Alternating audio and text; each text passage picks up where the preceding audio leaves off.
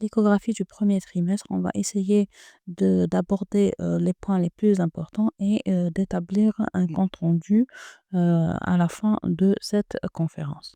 Le moment idéal pour faire l'échographie du premier trimestre, c'est entre 11 et 14 semaines.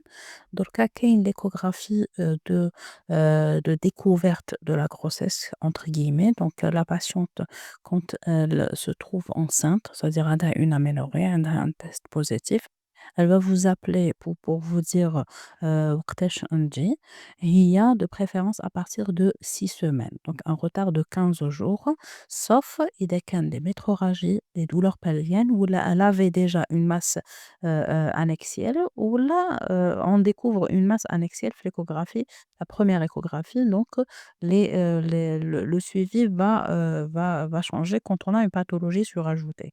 Mais رانا نهضروا على le suivi de grossesse physiologique normal. Donc نقدروا نشوفوها à partir de 6 semaines pour s'assurer de l'évolutivité, c'est-à-dire il y a une activité ou la ما كاش, l'emplacement نتاع le sac gestationnel et بلي il est intra-utérin et après on lui donne un rendez-vous entre 11 et 14 semaines pour l'échographie du T1. Est-ce que la sonde, convexe, est suffisante ou non? Oui, elle peut être suffisante à partir de 6 semaines. On peut voir, le sac et on peut, voir même l'activité. Mais, il faut avoir une vessie pleine, il faut, heu, avoir une certaine expérience. Blando-vaginaire, c'est beaucoup plus facile.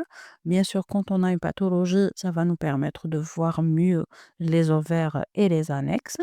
Et quand on n'a pas de pathologie, pour voir le sac gestationnel et surtout l'activité cardiaque début à la grossesse. Les compléments, l'échographie de 3D, le Doppler, عندهم des indications. كيما le Doppler le premier trimestre entre 11 et 14 semaines, il peut être utilisé en cas de maladie abortive ou là de pathologie vasculaire associée chez la patiente. Le premier élément qu'on recherche, c'est le sac gestationnel à rechercher en intra-utérin, l'emplacement تاعو par rapport au fond utérin, le diamètre تاعو les dimensions تاعو، est-ce que كاين واحد ولا زوج et le nombre d'embryons إذا كان شفنا l'embryon à l'intérieur. Le sac intra-utérin avec activité cardiaque à partir de 6 semaines.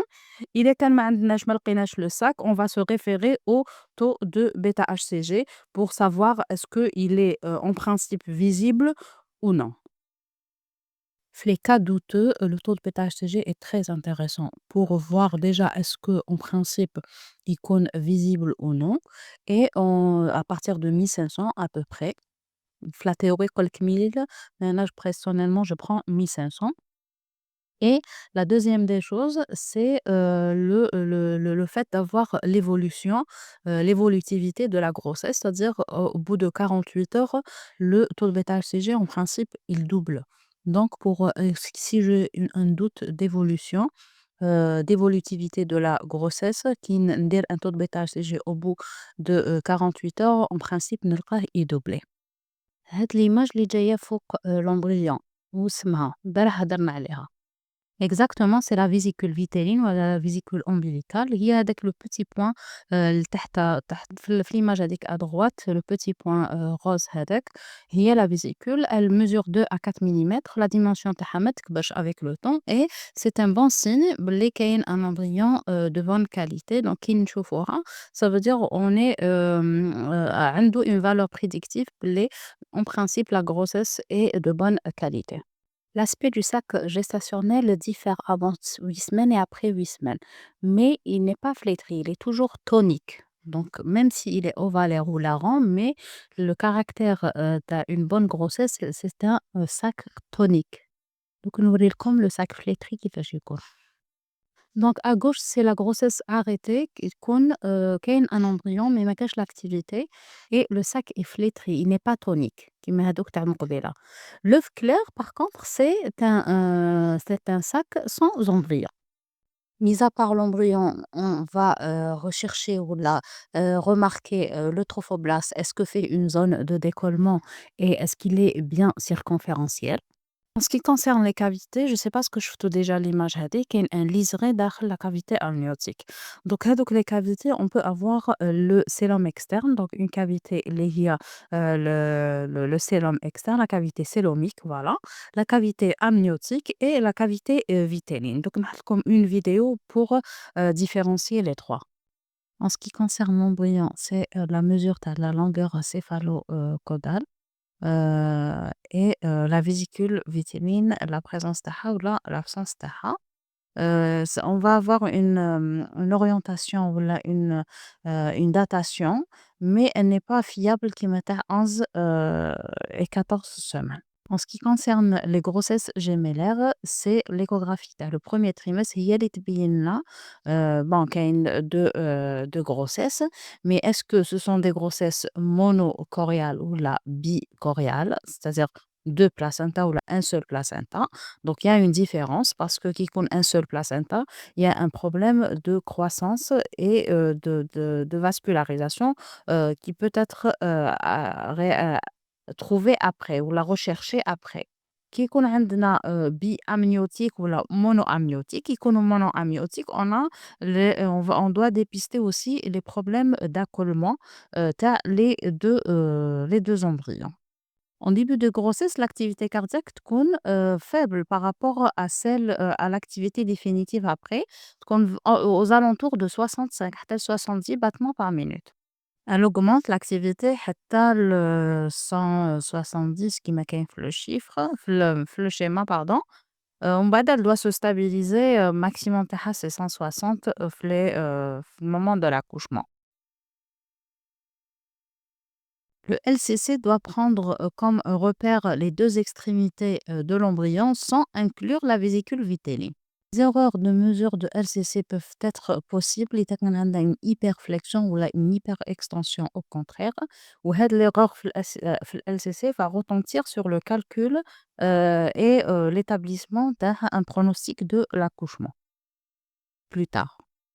Comment évaluer est-ce que le LCC est juste ou non? C'est par la présence d'un liquide تحت le menton ou là le كنديروا l'angle entre le palais osseux et le LCC qui يكون moins de 90 degrés.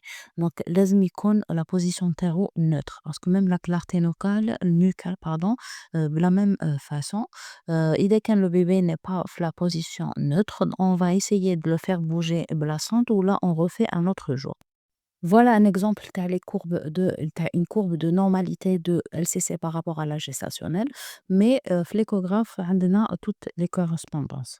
Comment juger de la vitalité embryonnaire? Comme on l'a déjà, l'activité cardiaque تكون كاينة, تكون motrice et présente, on la voit et on peut l'entendre. La longueur céphalo-caudale correspond à l'âge gestationnel. Il y a une erreur de terme, bien sûr. Donc, il y a une évolution, une augmentation vers le sac et le LCC. Le taux de bêta-HCG, chaque 48 heures qui va doubler. C'est une option pour faire vite et pour avoir une idée avant d'attendre 7 à 10 jours de contrôle. Les mouvements, le bébé lui-même, il بداو à partir de 7 semaines à peu près, mais donc ils ne sont visibles qu'à partir de 10 semaines. La clarté nucléaire est mesurée entre 11 et 14 semaines, 13 semaines et 6 jours, qui يكون LCC entre 45 et 84 mm. Il y a des critères majeurs et mineurs d'acceptation de la clarté nucléaire. في l'étranger, يديروا l'interruption thérapeutique de la grossesse. Donc, en cas de facteur concordant vers une aneuploïdie ou une trisomie, حنايا non. Donc, mais la femme a le droit de savoir. كاين des femmes يقول لك مانيش حابة نعرف, mais حنايا on est obligé de façon médico-légale à le faire. Et sinon, c'est son droit de savoir, donc le bébé تاعها, est-ce qu'il a un risque ou non de faire d'être trisomique ou non. La coupe doit être sagittale stricte. Le caliper تاعنا نحطوه في la partie hyper-échogène, البيضة هاذيك, ولازم هاذيك la ligne doit être continue, ما تروحش, elle disparaît pas في le trajet. L'image تاع le fœtus doit occuper au minimum doit occuper les 3/4 تاع l'image تاعنا échographique. On doit voir la ligne, la cavité amniotique et la tête du bébé تكون neutre.